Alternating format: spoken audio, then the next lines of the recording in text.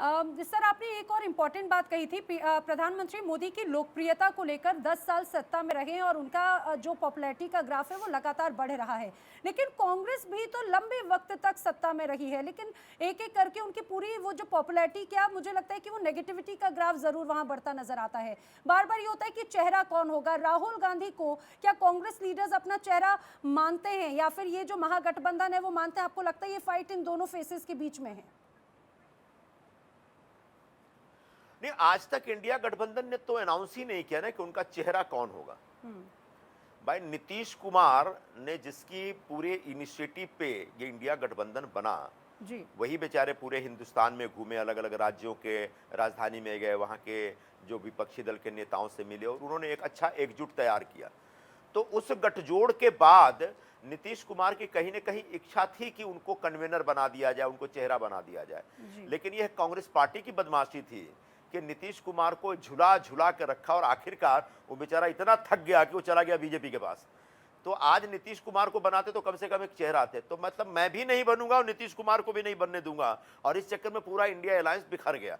तो आज India alliance नाम की कोई चीज नहीं है। जैसे दिल्ली में आप देख सकते हैं कि कांग्रेस और आम आदमी पार्टी मिलकर लड़ रही है, वहीं पंजाब में जब जाएंगे आप तो कांग्रेस और आम आदमी पार्टी आमने सामने लड़ रही है। जब अरविंद केजरीवाल की गिरफ्तारी होती है तो दिल्ली के कांग्रेस के नेता केजरीवाल के समर्थन में बोलते हैं, और पंजाब के कांग्रेस के नेता उसके लिए उसके बाद उनकी गिरफ्तारी के बाद मिठाई बांट रहे थे। तो ये कोई इंडिया गठबंधन में कोई एक समरसता या एक रूपता नहीं है ये, बल्कि इससे लोगों में और भी नाराजगी होगी, लोग और चिढ़ेंगे और लोगों का विश्वास और कम होगा इस गठबंधन के प्रति। बार बार इसीलिए कहा जा रहा है कि भानुमति का कुनबा जैसा नजर आता है इंडिया गठबंधन। लेकिन संजय जी, एक और सबसे महत्वपूर्ण बात ये, जब आपने कांग्रेस से इस्तीफा दिया प्राथमिक सदस्यता से, उसके बाद में आपने कहा कि पार्टी ने भी निष्कासन की प्रोसेस शुरू कर दिया। आखिर ये किस तरह का विवाद था सर?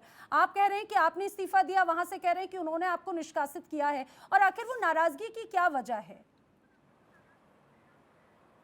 सबसे पहले ये मेरे लिए इमटेरियल है अब कि मैंने इस्तीफा दिया कि उन्होंने निकाला। अगर पार्टी को लगता है उन्होंने मुझे निकाल करके कोई बहुत बड़ी उपलब्धि हासिल कर ली है तो मैं उनको मुबारकबाद देता हूं। आप अपनी उपलब्धि अपने पास रखिए, मुझे इस पर ज्यादा विवाद नहीं करना है। लेकिन जो आपने सवाल पूछा कि आखिर ये नौबत क्यों आई, इसका एक बहुत लंबा चौड़ा एक वो है कारण है, बहुत सारे कारण हैं इसके।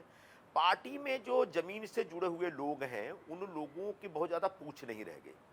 पार्टी में पहले भी कोटरी होती थी, दरबारी होते थे और वो लोग कांग्रेस पार्टी चलाते, लेकिन तब जो कांग्रेस के प्रमुख होते थे वो अलग अलग राज्यों में जो काम करने वाले लोग हैं उनको उनकी योग्यता के हिसाब से, मेरिट के हिसाब से, अनुभव के हिसाब से एक जिम्मेदारियां देते थे और सबको पार्टी में एक पॉलिटिकल स्पेस मिलता था।